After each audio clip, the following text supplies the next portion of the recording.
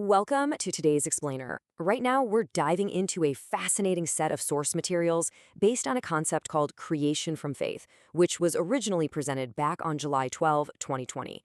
In a time of extreme global anxiety, it's just natural human instinct to panic, right? But the texts we're unpacking today offer a radically different blueprint.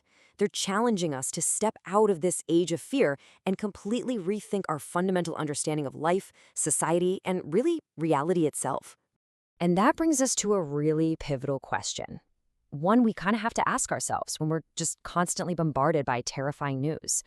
In an era of endless global crises, what does it mean to truly be saved? What does salvation actually mean today? Is it just, making it through the week, simply avoiding illness or financial ruin? Well, the source material asks us to pause and deeply reflect on that. Because if our definition of being saved is only skin deep, then our peace of mind is always going to be at the mercy of the next headline. But to really grasp the profound answer these texts provide, we first have to zoom out and look at the sheer scale of the challenges we're facing. We are facing some overwhelming global shocks, and the source material highlights a few staggering examples to really ground this point. Think about the intense worldwide spread of the COVID-19 pandemic, right alongside severe natural disasters, like the heavy rains in Kumamoto, Japan, which caused unbelievable 9-meter floods. That's literally more like an ocean than a river flood. And at the exact same time, over in Kenya, you had these massive plagues of desert locusts flying up to 150 kilometers a day and just devouring crops, which threatened massive global food shortages.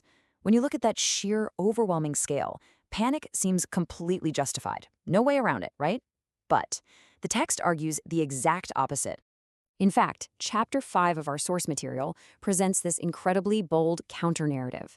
It essentially says, look, while we definitely need to acknowledge the realities of these crises, there is no need to fear things like the coronavirus to that extent. We absolutely cannot let tarot dictate our actions or conquer our inner world. Why? Because when fear takes the wheel, the text argues, we lose sight of our actual purpose. Which leads us perfectly into our next core question. What is true salvation? So if we aren't supposed to just live in fear, the text asks us to completely rethink what being saved actually looks like. It draws a super sharp contrast here. On one hand, you have the material view, which is basically how modern society operates. The ultimate goal is just surviving this world and your physical body. But it contrasts this with a spiritual view. This perspective argues that simply surviving just isn't enough, especially if you're compromising your soul in the process. True salvation, according to the source, is living a life that allows you to correctly return to heaven when your time on earth is done. And the text is surprisingly blunt about our ultimate fear, which is, of course, death. It clearly states, dying itself is not a misfortune. Death is just a guaranteed part of the human experience for all of us. But, and this is a big but, dying without accomplishing anything or making others unhappy, now that is the true misfortune. It's a massive paradigm shift. To help us wrap our heads around this, the source material lays out a very specific spiritual reality. It posits that we are not just meat and bones, we are spiritual beings with eternal souls, literally sparks of divine light sent to earth. And this physical world we're living in, it's just a temporary training ground. It's a place to learn, grow, and overcome challenges, like those exact crises we talked about earlier.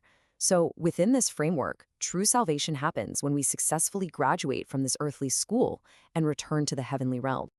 To show that this spiritual power is actually real and tangible, we look at an incredible event, the miracle in Uganda.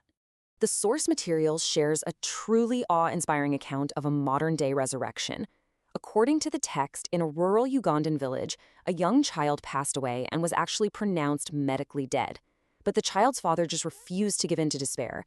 Instead, he continuously prayed, specifically reciting a prayer called the Shoshin Hogo, or the Dharma of the Right Mind, for 45 unbroken minutes. And the result? The source states the child's heart miraculously restarted. They came back to life and eventually went right back to school.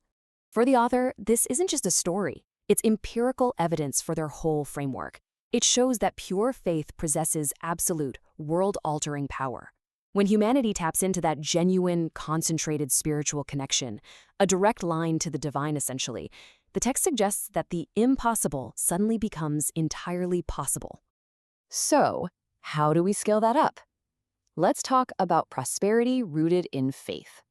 How do we take this profound individual power and apply it to our crumbling global society? Well, the hierarchy of a thriving society laid out here is very clear. It starts with correct faith as the unbreakable foundation, then builds up to political prosperity, economic growth, and finally, cultural advancement. In our modern world, we're totally obsessed with the middle layers, right? Politics and economics. We think, if we just fix the economy, everything else will fall into place. But the text argues that is fundamentally backward. Without correct faith at the very bottom, political systems go corrupt, economic growth turns greedy, and culture decays. You absolutely cannot skip that foundation. Now, the source definitely acknowledges that avoiding economic panic and restoring a working system during a crisis is crucial. People need to make a living, for sure, but it sharply criticizes the modern approach that just asks, is this profitable? Without ever stopping to ask, is this ethically right? Economics, according to this worldview, has to be guided by that spiritual bedrock we were just talking about. Otherwise, it's just a hollow pursuit of profit. And it's fascinating how the author connects these dots to our political systems, too. I mean, why should democracy even work? Why trust the masses? The source material suggests that democracy is only valid if we look at it through a spiritual lens. It argues that democracy works because we recognize that each person has the seed of the divine within them, a real capacity for ultimate good and enlightenment. If you have that baseline spiritual respect for human dignity, trusting the collective voice makes perfect sense. Without it, the text argues democracy just evolves right into mob rule. All of this brings us to a very personal takeaway: fulfilling your life's mission. Because according to this spiritual framework, this matters to you sitting here right now. The text argues that you did not incarnate on Earth during this chaotic time by accident. Not at all. It encourages readers to believe that you were born into this exact era to build a utopia.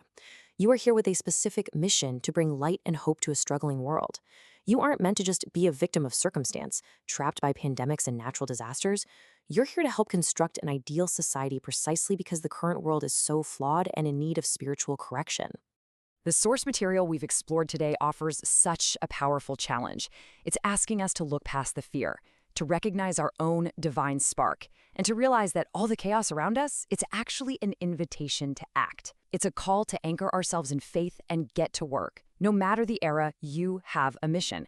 So I want to leave you with this final provocative thought. When you look at the world tomorrow, will you see a reason to hide, or how will you let faith guide your mission today?